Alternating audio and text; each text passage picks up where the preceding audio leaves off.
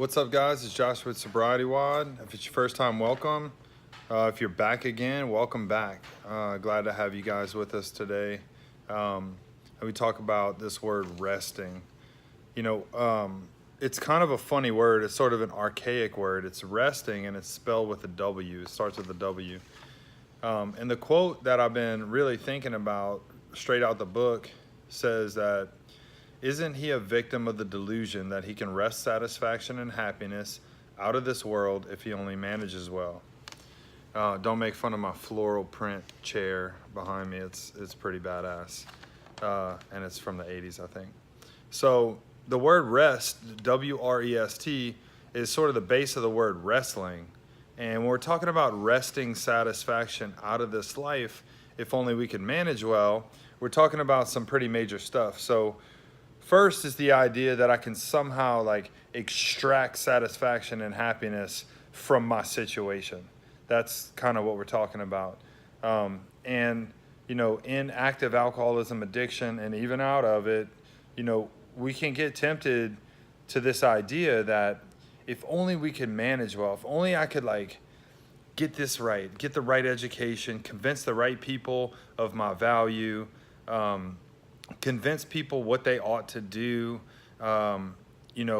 get the right car, get the right job, whatever. If we could just manage things well, if we could just get things to work out a certain way, then we would finally be satisfied and happy. And, thinking about this a lot and trying it and failing has helped me to realize that that's really not going to happen.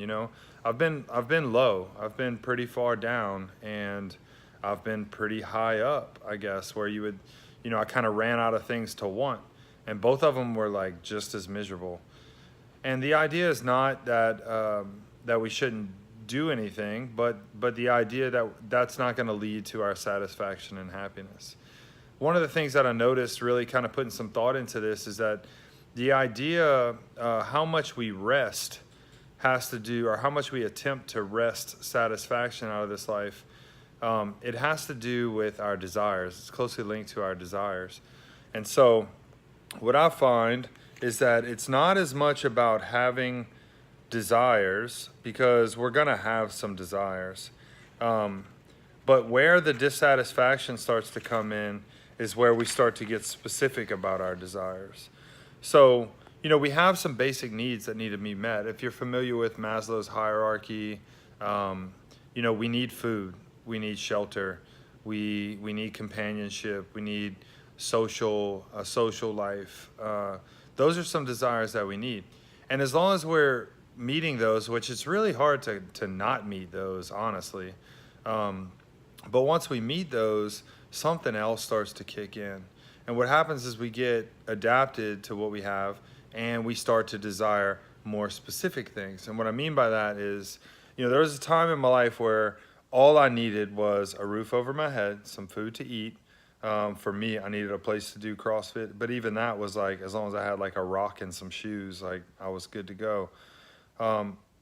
Those and some companions, some friends to do it with. And I had all those things when I was living in a halfway house, working at McDonald's, As long as that was what I wanted, I was satisfied and I was happy. And my happiness didn't come from those things.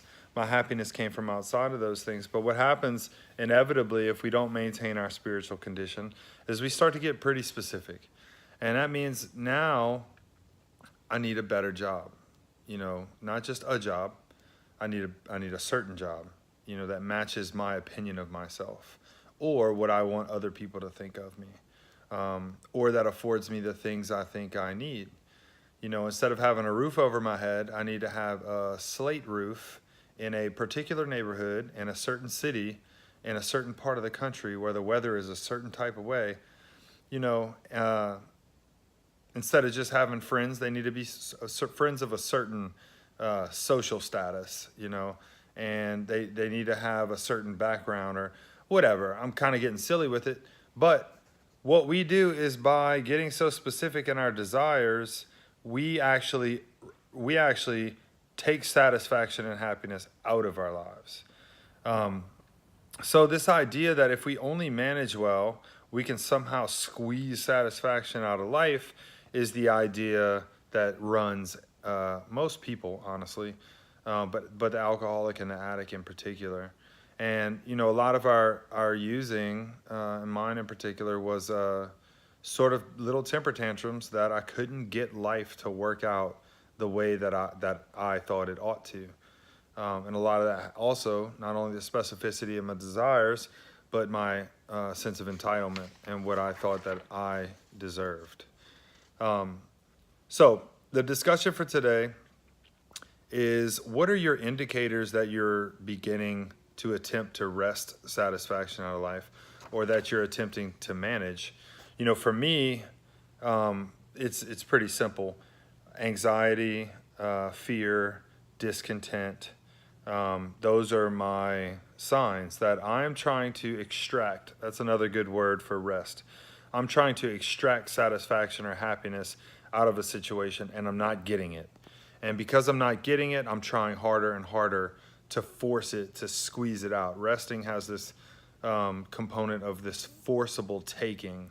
And that's what I'm trying to do. And when I can't get it, I'm having a temper tantrum, and I need to get high, or I need to get drunk so I can feel better and so I don't feel so miserable.